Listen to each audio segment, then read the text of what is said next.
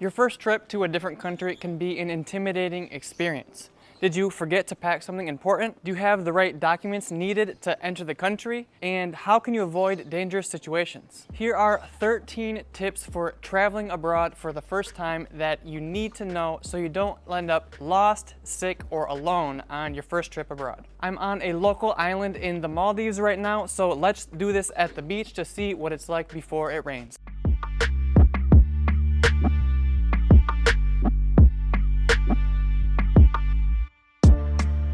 The first is to set up Uber the right way. Most major cities in the world use Uber, even if they don't necessarily encourage it. And while it's certainly not the most adventurous way to travel around from place to place, it is the safest and most convenient, especially if you set up these 2 Uber safety features ahead of time. Number 1, Uber has a setting that requires the driver to enter a PIN before he can start the ride, and this makes sure that you're in the right car. And number 2, you can use the application to share your location with someone that you trust.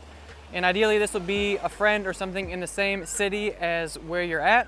But if you don't have any, you can also let your family and friends track your location back home. Which brings me to tip number 2, and that is to always let people know where you're going. This one might seem like a no-brainer, but you'd be surprised how easy it is to forget this when you're excited about all the activities you're doing. Let's be honest, you can be the most cautious traveler in the world, but sometimes accidents just happen. And I don't want to be too dark here, but imagine you got in a car accident or something and got knocked unconscious, and if you don't tell someone where you are, no one's gonna know that you're in the hospital. Always share your itinerary, flight details, and contact information for where you're staying. Make sure that you update your contact every day so that they know you're safe, and this can be as easy as just shooting them a quick text message. I'm pretty horrible at staying in touch with people, so on my first solo trip, I just set up location sharing in the Google Maps app, and that let my family always know where I was. You can also do this natively on iPhones in the Find My settings. Speaking of text messages, you don't want to be left stranded without an internet connection when you're traveling abroad. If you're on a super tight budget, you can hunt down a physical SIM card and get a local data plan once you arrive in your destination. But a much more convenient option that I use is to set up a travel eSIM before you leave on your trip. It takes like 2 minutes and you don't have to deal with long lines or language barriers or scams when you arrive. An eSIM is basically a digital SIM that doesn't require those little plastic cards in your phone.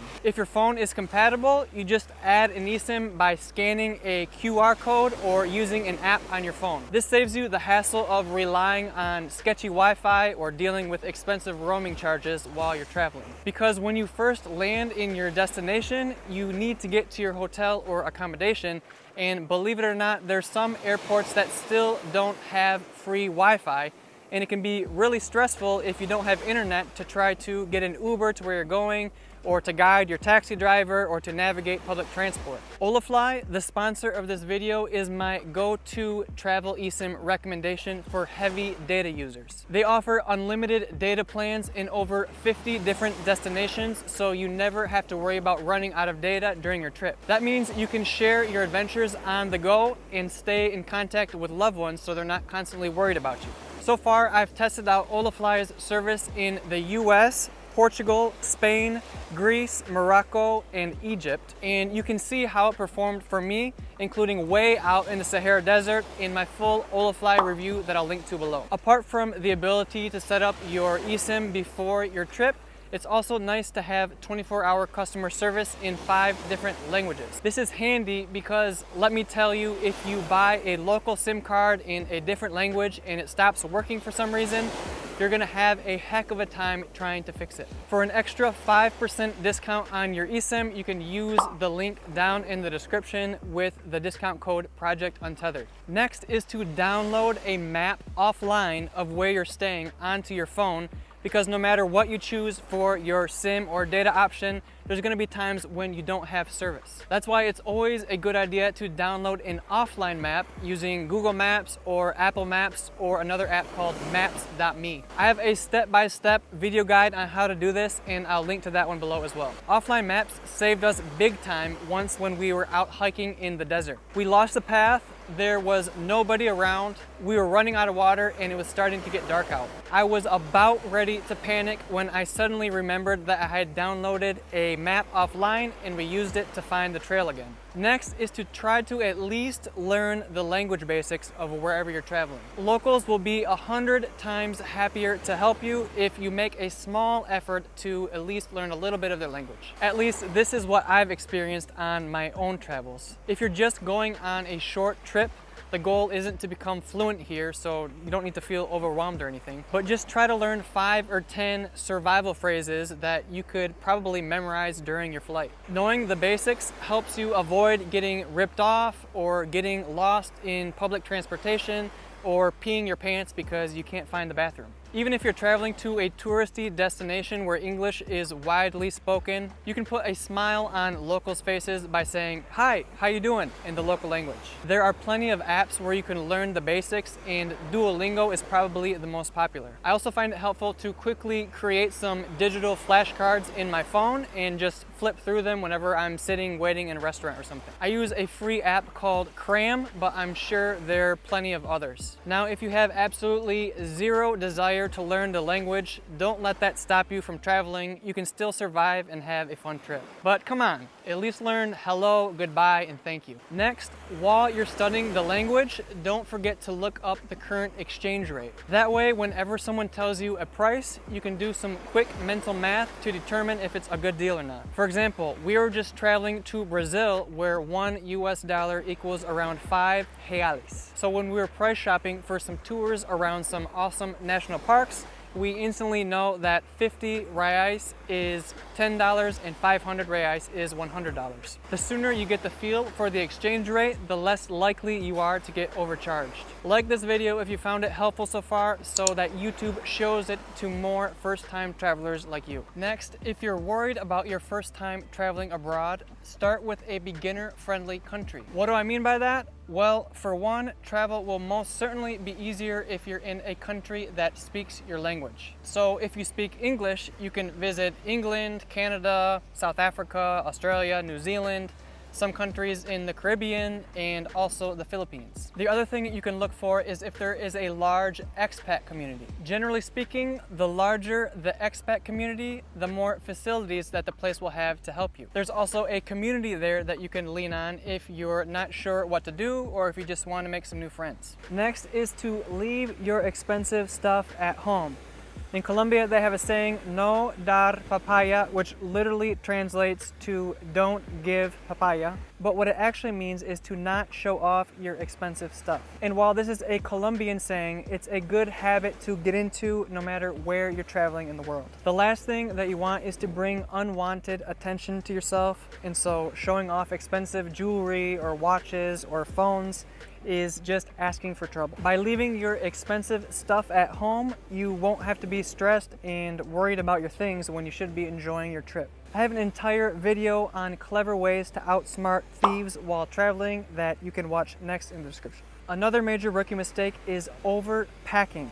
Trust me, you're not going to need it. Whatever you packed in your bag, take out 50% of it. Just bring the essentials so you can leave room for all the cool stuff that you want to buy while you're on your trip. Another idea is to pack an extra empty packable backpack inside of your main luggage that you can use to store souvenirs for on the way back. Also remember that unless you're traveling to the middle of the jungle or something, you can probably find and buy anything that you need while you're on your trip. So don't stress too much about forgetting things or worrying about not packing enough clothes. But let's talk about one important thing that you should pack when traveling. Now, I'm not going to get into an entire packing list here. You can subscribe if you want to see those videos.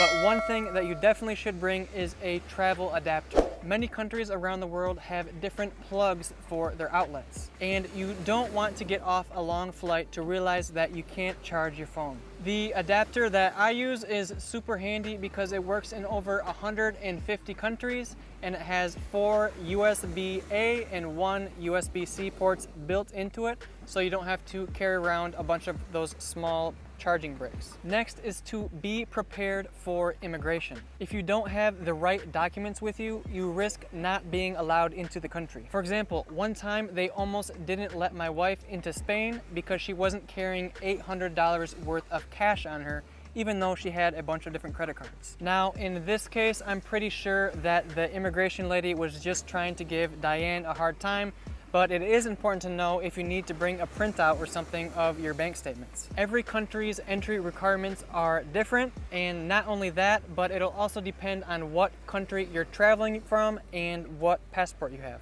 To make matters worse, if you try to look up this information online, you may find conflicting information. There are tons of different visa agencies and immigration sites online that make it confusing to know which is the official site. For example, when searching for information on Thailand, you may run across the site thaiembassy.com. You may assume that this is the official embassy site because of the name, but in reality, it's just a law firm site that may or may not be up to date. To make matters worse, sometimes the actual official government websites look horrible, like they were designed 20 years ago. My advice is just to keep digging and only to trust info from the official government websites. When you buy your flights, a lot of times your airlines will also send you an email with the entry requirements, but not always. Next is to take photos of all your important documents. That means your passport, credit card, visas, reservations, travel insurance info, or anything else that might be important, like